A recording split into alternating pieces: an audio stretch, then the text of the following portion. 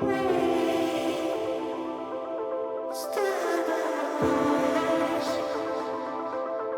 Kosi Bay section of iSimangaliso, which borders Mozambique, is a rich tapestry of lakes, and it has been described as the last haven of untouched African paradise.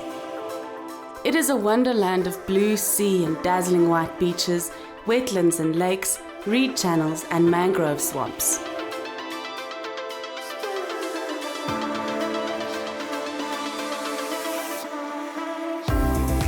Here in Kosi Bay, we got only 4 lake systems.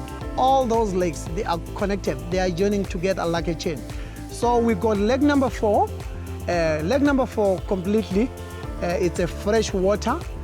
And we got a small canal that they link between 4th Lake and 3rd Lake. And 3rd Lake, this is the biggest lake here in Kosi Bay. It's a mixture of fresh and salt. And from 3rd Lake, there is a natural canal that it takes about 3 kilometers while we go in a boat. And the canal, they are not straight, it just goes zigzag. That's why they take almost 3 kilometers. And from 2nd Lake, this is the salt water. And from 2nd Lake, there is a small canal that they go straight to lake number 1. So 2nd Lake and the 1st Lake, it's the same story. It's a salt water. You can expect to see hippos and all kinds of birds on this boat ride, but the main attraction is definitely the traditional Tsonga fish kraals, a sustainable method of fishing passed down for generations. These traps have been used in these lakes for over 700 years.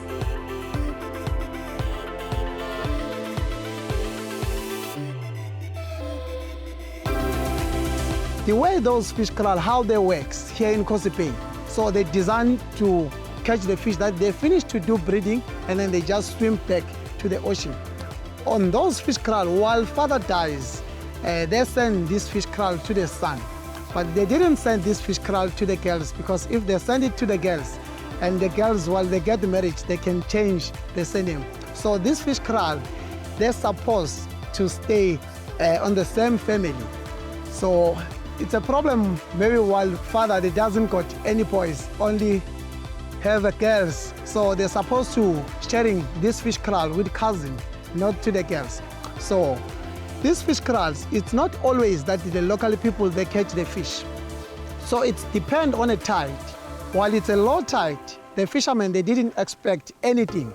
But if it's a high tide, that's a many time that the local people or the owner of the fish traps, they're expecting to catch the fish.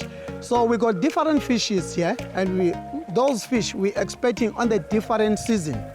So like mullet, the mullet, we normally get the mullet in winter. They are much more in winter, but rock salmon, spotted granta, stump nose, those are the fish that we are expecting in summer.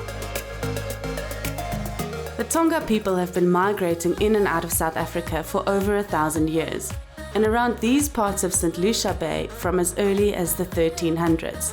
And they owe some of their success here to a tiny little insect. This place, originally, that was a place for the Zulus.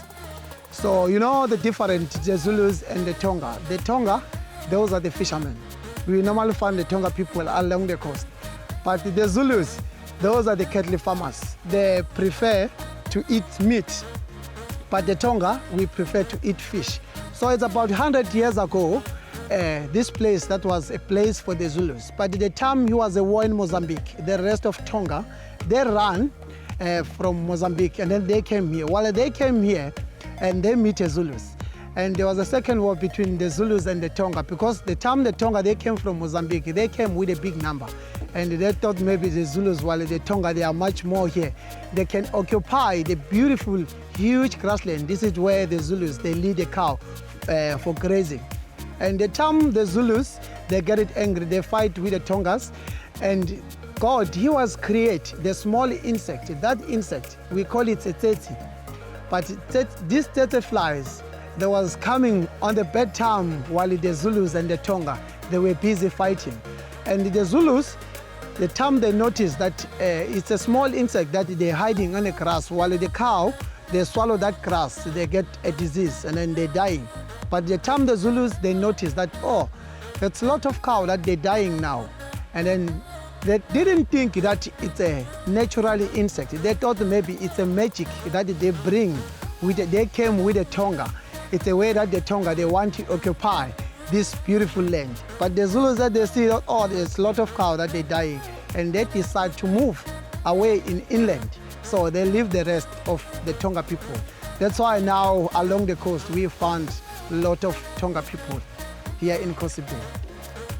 Kosi Bay is the only place in South Africa where all 5 species of mangrove occur, and the roots create an intricate maze where many creatures can safely live and breed. This place is unique in that iSimangaliso is not only preserving the natural habitat and ecosystems, but they recognize that these fish traps are also a tradition that has to be preserved, and with it, the livelihood of the families that depend on it.